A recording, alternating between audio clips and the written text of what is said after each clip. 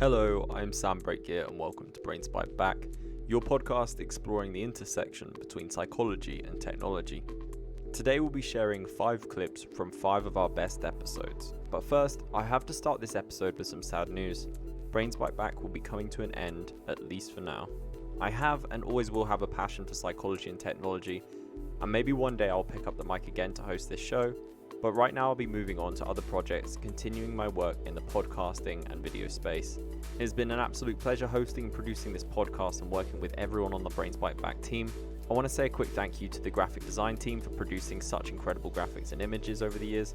Also a special thank you to Byte Back co-host Mags Tanev for all the amazing episodes she has brought to this podcast. And finally Tim Hinchliffe, the editor of The Sociable, for all his help reviewing scripts and titles for the show, and generally being a voice of reason whenever I'm bashing my head against the wall, stressed out due to all the many small hurdles that come with producing and hosting a podcast. But honestly, I want to say a big thank you to you, the listeners. Watching this podcast grow from scratch has been such a rewarding experience, and it wouldn't have been possible without all of you. So again, thank you to those of you who have clicked play, clicked follow, left a review, and been a part of this podcast. If you want to keep up to date with the work I'll be doing in the future, I'll be producing content for Publicize, a digital PR company and the sponsor of this podcast. You can follow them on YouTube, as I'll be producing video content for the company. I'll also be hosting and producing the Loudspeaker, Publicize's own podcast. You can follow the show on Publicize's YouTube channel or wherever you get your podcasts. Outside of that, I'm also part of a ukulele comedy rap duo. I know what you're thinking, probably something along the lines of what, or he shouldn't be rapping with that accent, but feel free to check out our work. I often get a very quizzical reaction when I say that, and I have to say it makes their positive comments and expressions even sweeter when they listen to our music. To find our music, Google Bolivar Doob. That's Bolivar Doob, spelled B-O-L-I-V-A-R space D-U-B-H. Alternatively, you can also find us directly on YouTube and SoundCloud, and you can also follow me on Instagram at Medina Gear, that's spelled M-A-D-I-N-A-G-U-I-A,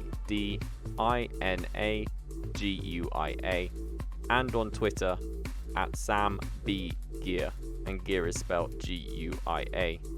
So for this episode, we picked some clips from our top episodes. Since we did a best of 2020, we decided to pick a mix of episodes from 2019 and a handful from 2021. Enjoy. The rise of TikTok. What are the components of a successful social media platform?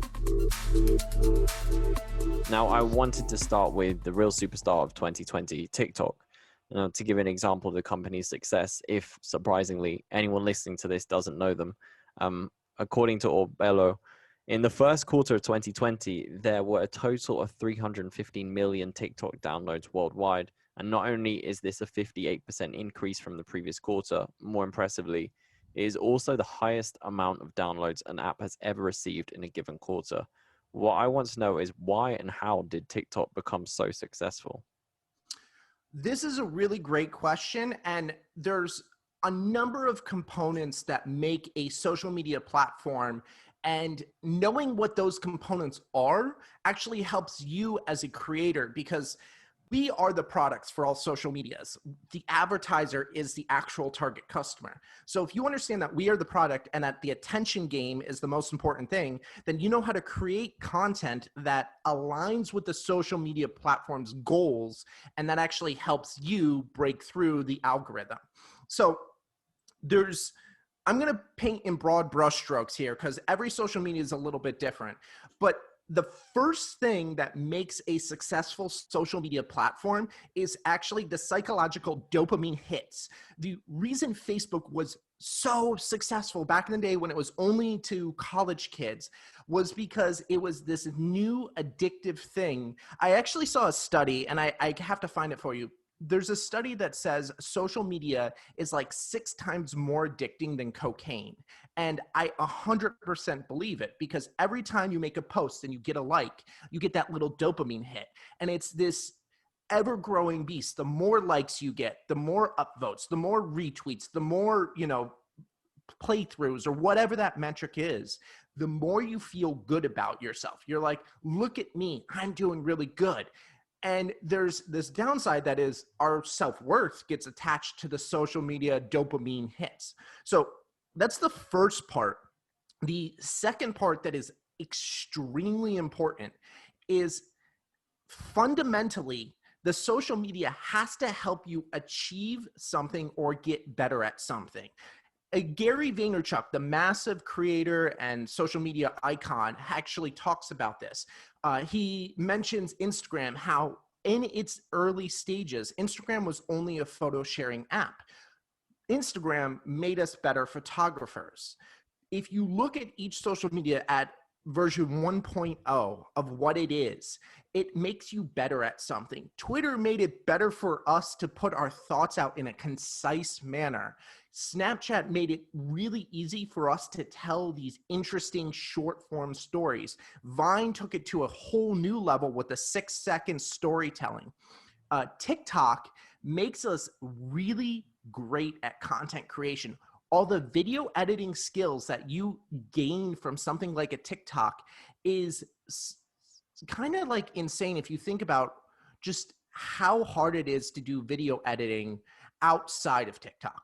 If you wanted to do a simple glitch effect 6, 7, 8 years ago on a YouTube video, it would take you a long time to learn how to do it. You would have to go on, try and find something like that and like recreate it step by step. Now you can literally just pull open an app and it has the whole thing set up for you. It democratizes content creation. It makes it so simple for you to make a piece of content. It's really insane just how effective it is. And then the another or third thing that really makes social media platforms excel is really going after the young target demographic. You really want to hit those 7 to 14-year-old market. When Facebook launched, it was only for college kids. And the whole point was it made us really great at networking and getting laid.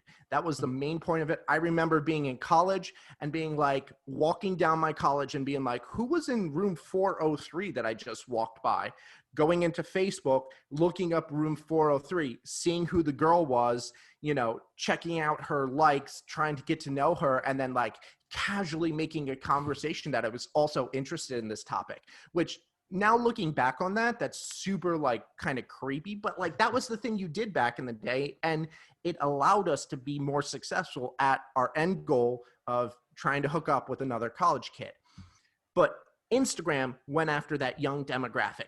TikTok is going after that young demographic. When you go after that young demographic, you get people who are ardent supporters of the social media platform. It's cool, it's new, and it just grows and it steamrolls from there. And I would say the last major component for successful social media platforms is focusing on creating a community. The one thing that I have consistently found is the social medias that fail to nurture their own community and put the time, money, and energy into building that community, they consistently fail. A prime example of this is actually Vine. Vine was this massive platform, and they came to a tipping point where basically their top 20, I think, creators, I think it was 20, were offered a boatload of money, or the creators said, give us a boatload of money and we'll continue creating content on your platform because we're driving the users. Vine said no, and they left. They went to YouTube, they went to Snapchat, they went to whatever platform they decided, and the entire platform just fell apart.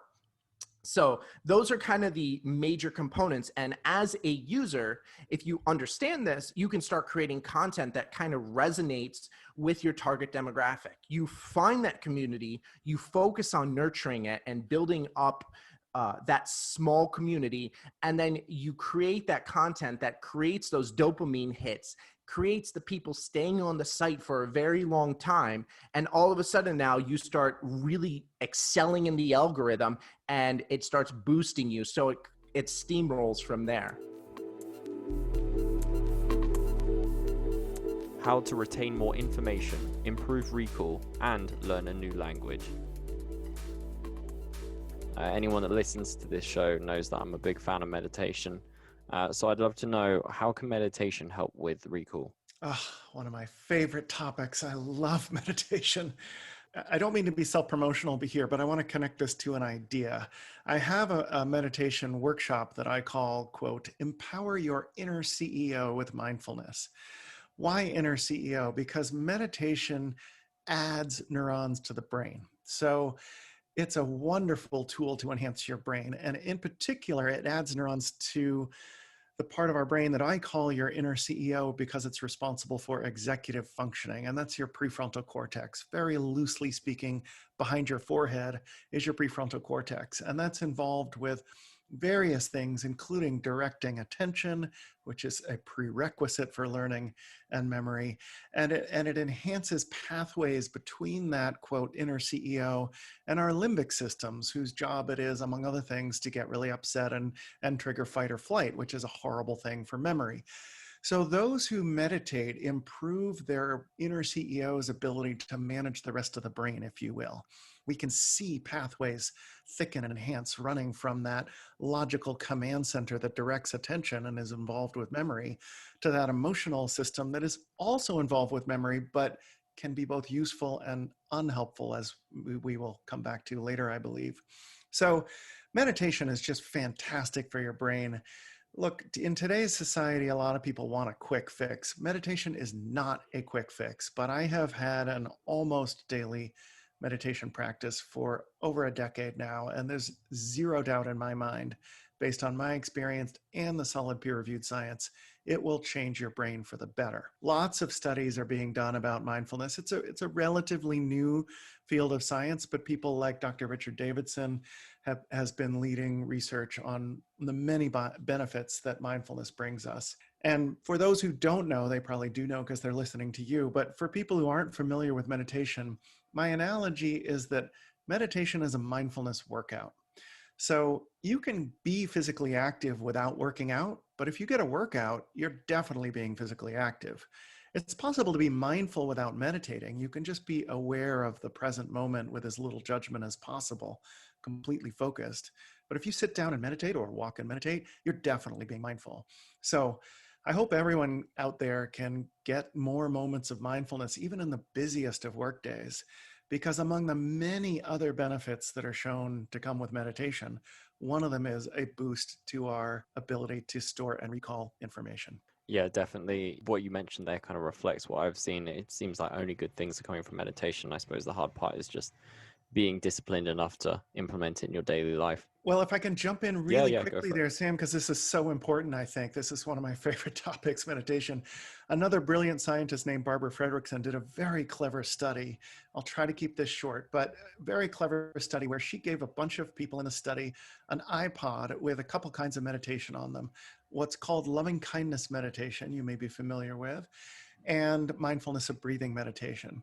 And they said, we're going to give you these for 2 weeks, and then we want you to answer this questionnaire. And then 2 weeks after the experiment ends, we're going to have this party. We'll bring pizza and beverages, and we'll collect the iPods, and thank you.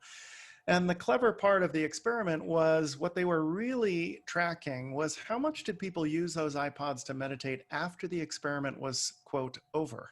Not really over, but in the 2 weeks after they said, okay, you're done, how many people went back to that iPod and meditated? Well, those who practiced loving kindness meditation meditated more. So Barbara Fredrickson says, I had the pleasure of seeing her speak at an international positive psychology conference. She said, Nike's just do it should be just enjoy it if you want to adopt a new behavior.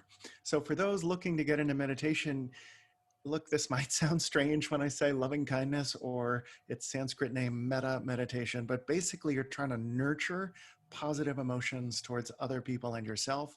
And if you do it well, it can be one of the most pleasant experiences you've ever had in your life. And that will keep you coming back for more meditation.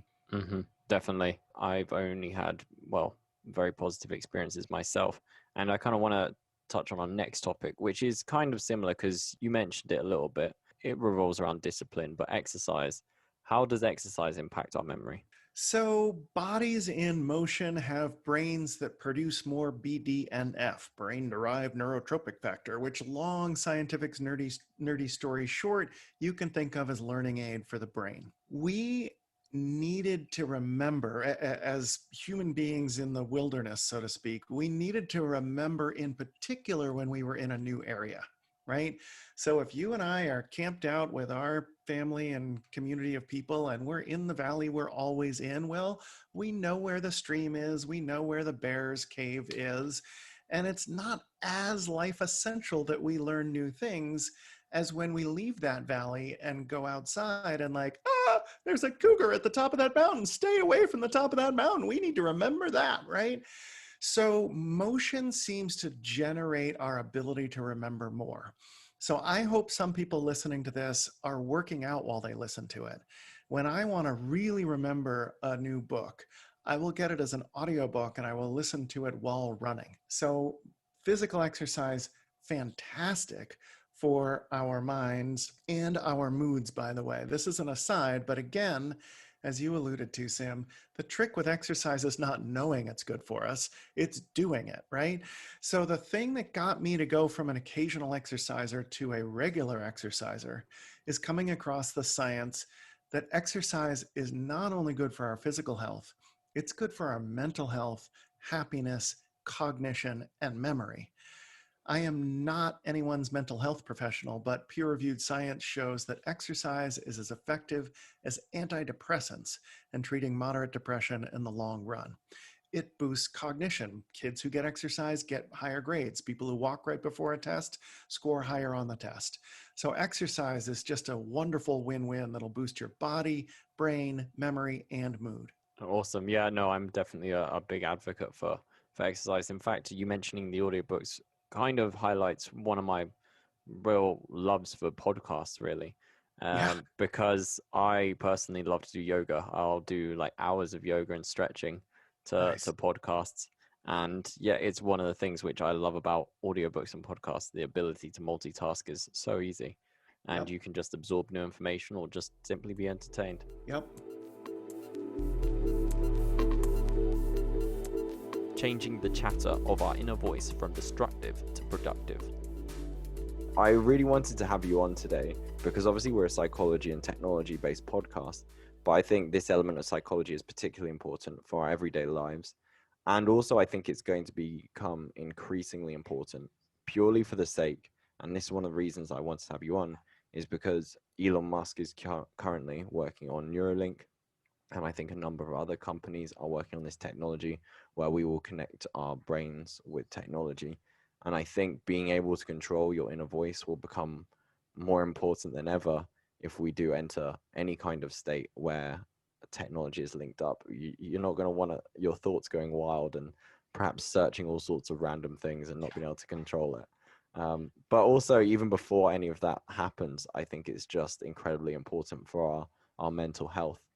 Now, there's an interesting TED talk called Mind Control: How to Win the War in Your Head by Owen Fitzpatrick. I'm not sure if you've seen it, but it highlights how our inner voice is often very negative. I'd love to know, why is that the case? I mean, it's not always the case for everyone, obviously, but it seems to be a reoccurring theme that sometimes our voice can be overly negative. Have you found that at all? Yeah, that is true. So I like to think about our inner voice as a tool.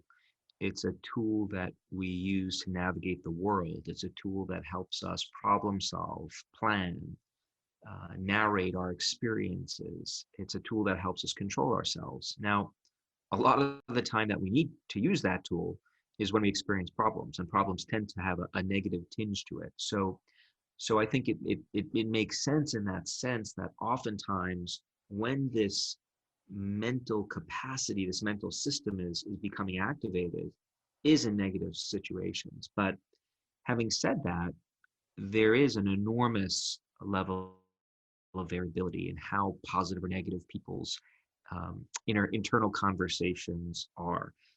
Like I hinted at earlier, we use this tool to do lots and lots of things. Fantasizing about potential futures that we want to achieve, or simulating ways of succeeding. So, to give you a concrete example, before I have to give a high stakes presentation, I'll often in my head simulate what I'm going to say, how I'm going to respond, and so forth and so on. And oftentimes the simulations in my head are really positive. I'm killing it in the talk, right? So that would be an example of using that inner voice in a very positive way. So it tends to be negative, but it may not be. There's a lot of variability.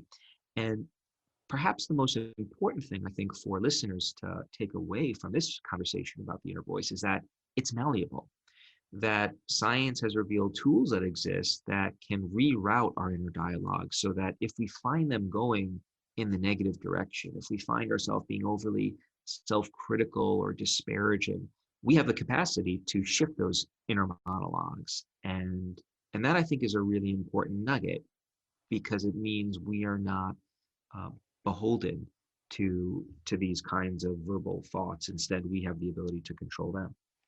When you say they're kind of malleable and we can control them, is that the basis of cognitive behavioral therapy? Yeah, it is. So what CBT does is CBT, short for cognitive behavioral therapy, is it teaches people skills in the context of therapy to dispute thoughts that are irrational and self-defeating and reduce the negative impact that those kinds of negative thoughts are having on one's life. So that is certainly a way of rerouting our internal dialogue. The kinds of tools I talk about in Chatter are not tools that you need to use with a therapist. They're things that you can do on your own in many cases instead. Excellent. And yeah, you mentioned it there, but you have a book coming out called Chatter, The Voice in Our Head, Why It Matters, and How to Harness It. While writing this book, is there anything you learned that you didn't know before, or did it change how you manage your own voice in your head? Well, the two questions there, and the answer to both questions is yes. Now, I'm just kidding. I'll give you some answers to Please those do. questions. Um, so I did learn a lot while writing the book, which made it a really enjoyable, for the most part, experience. The first thing that I learned is I did a lot of journalism in this book. I spoke to people from various walks of life, former CIA spies, Olympic caliber athletes, C-level professionals, and then folks that were just maybe didn't achieve the highest achievements in life, but more ordinary people. And there was a constant that ran through their stories, which is they've all experienced chatter at times. They've all struggled to harness this voice in their head, this tendency to ruminate and worry at times. None of these people were suffering from clinical disorders. They were just living life and battling the voice inside their head at times. And so that really stuck with me, the universality of this experience. The other thing that I learned was that it goes back to this issue of what are the tools that exist for helping people manage these internal conversations. So let me tell you a story that'll get to the insight I had here. My wife is from South Africa, and about 15 years ago, when we got married, we visited her relatives in South Africa, and we took a couple of days on the side to go to the bush, where it's really incredible, magical place where lions literally roam free, and you can drive up and hear them roar and things like that, and lots of other animals too. Now, one thing you should know about me is that I come from the city. I grew up in Brooklyn. I spent my first 30 years of my life living in cities. So I'm not particularly comfortable with non-human species, right? Like lions don't they set off all sorts of alarm bells. And so I was initially concerned when our tour guide said, "Hey, let's go on a nature walk." And I found myself, interestingly, standing a lot closer to him on that walk than I did my wife. But as we walked through the bush, he started pointing things out. He'd point to one plant and go, "You see that over there? That's Charmin, 2-ply, so toilet paper essentially." Then he'd point to another bush and he goes, "You see that? Aloe vera. You can use it if you get some kind of rash." Another tree he pointed to, that's a place you could set up shop and have shelter. And so when this tour guide looked around, he saw lots of tools that could help him survive. When I looked around, I just saw danger. And so I had a similar kind of experience working on this book, because as I really dug deep into the science, what I realized is that tools exist all around us for managing our internal conversations. They're in a certain sense hidden in plain sight, in the words we use to think about ourselves, in the relationships we have with other people, and even in the physical world around us. There are tools to manage our internal conversations. And that was a bit of a mind blower for me, really exciting discovery. You asked me also about how it changed me. So working on Chatter certainly changed me too, because as I really dug into the science behind these different tools that exist for managing our chatter, it made me a lot more deliberate about how I respond when I experience chatter at times. And so I'm much more conscious about using specific tools the moment I catch myself slipping into a fit of rumination or worry. And I often find myself cycling back and forth between different tools. One of the themes of my book is that there are no single cure-alls, right? There's no single magic pill. Different tools work for different people in different situations. And so there are combinations of tools that I rely on to help me. And that by and large has been a rewarding experience using those different tools. Professional ransomware negotiator and CEO discusses hackers' sly tactics and how to defend yourself.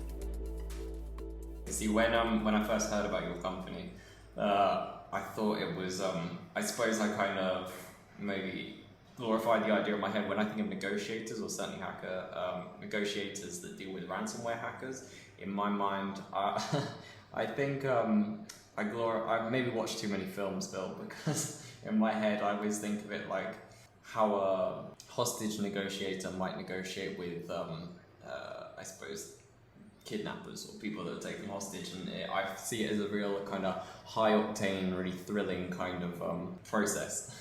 Is it anything like that, or is it pretty relaxed? Are the hackers generally pretty relaxed, normal people, or is it very kind of like intense? It can really run the spectrum. I would say the majority of the stress associated with handling these negotiations is really just, the impact and the timing of the outcome of the negotiations on our clients. Most of our clients are in very urgent situations, like I mentioned, potentially existentially damaging if they can't recover. And so that obviously, puts a great deal of pressure on us to handle the negotiations well. But that's our job. We're not out on the airplane tarmac with the radio, in the pouring rain. We're kind of just sitting behind computers typing. Yeah. So it's definitely a little less dramatic, and it's probably a little stressful, but it has its moments of stress. And do you use certain psychological tactics or techniques when you are negotiating with these hackers? We do. We use different techniques with different groups. One of the reasons that we aggregate all the data is so that we can look back at what has been successful and what has not been successful. And when we see tactics that have been successful, we try to reuse them, and obviously not make it known that we're reusing them. But we have a kind of a big playbook of tactics and techniques that we use depending on the situation and the threat activity.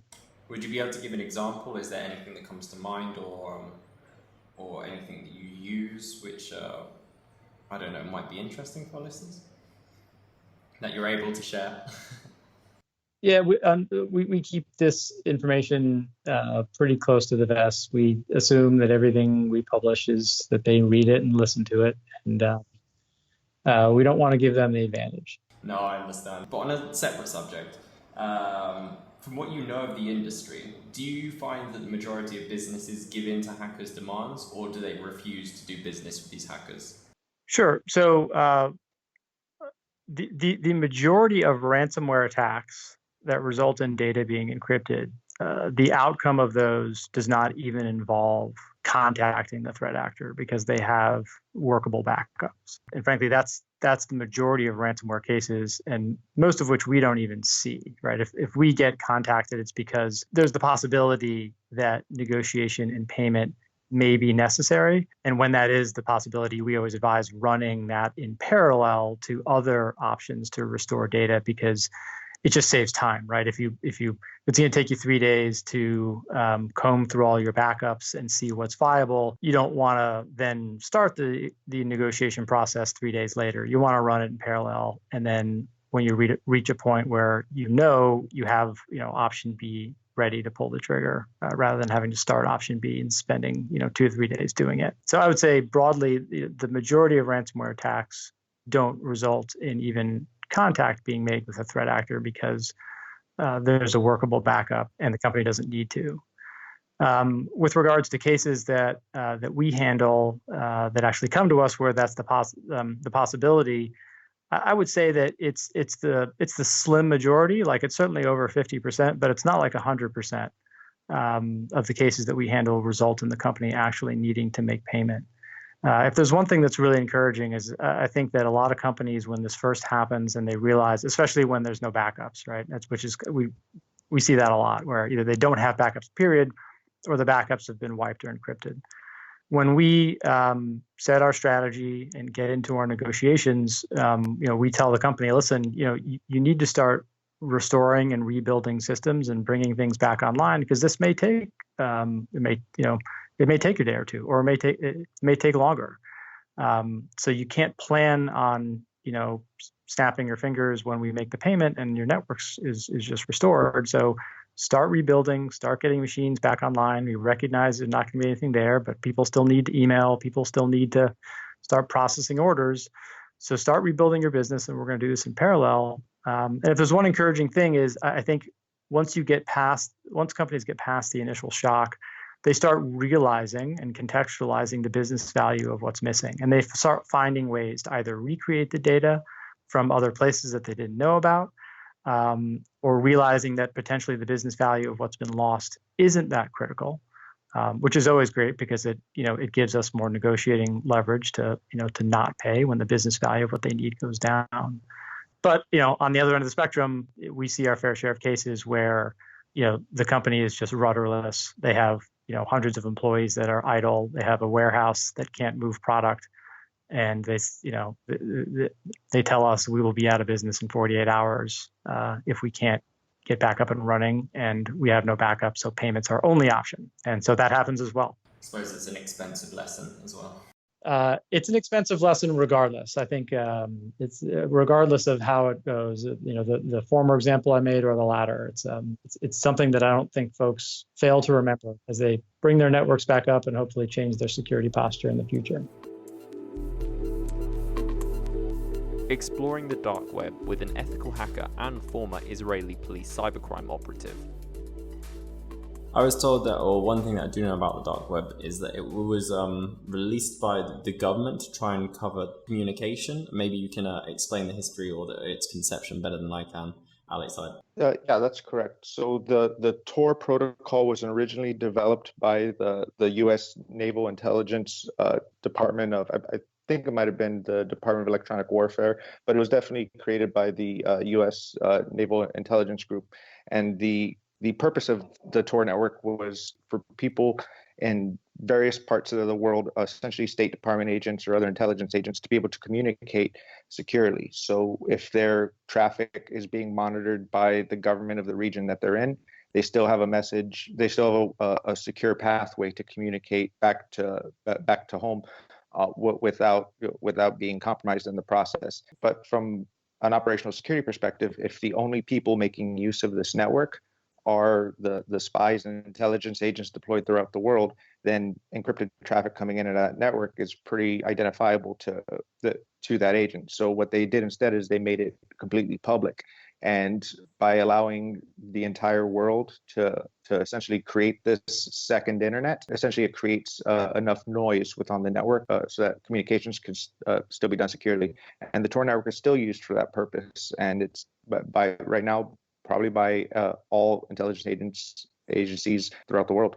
Do you think that the government ever expected it to be adopted by criminals, or did they foresee this, or was that something which they completely messed up on? I imagine it probably was foreseen. The development of these technologies, well, once it was released and adopted by the crypto anarchist community, it's sort of needed for the original purpose of the technology to actually function. So if the original purpose is communication for intelligence agents undetected, what better way than to have an entire network flooded with all sorts of crazy activity that would obfuscate that? So I believe that was part of it, because the crime that takes place on the dark web, it can also be found, the same things such as drug dealings and fraud can be found on major social media networks. So I think it's like any technology. It can be used for good or can be used for bad.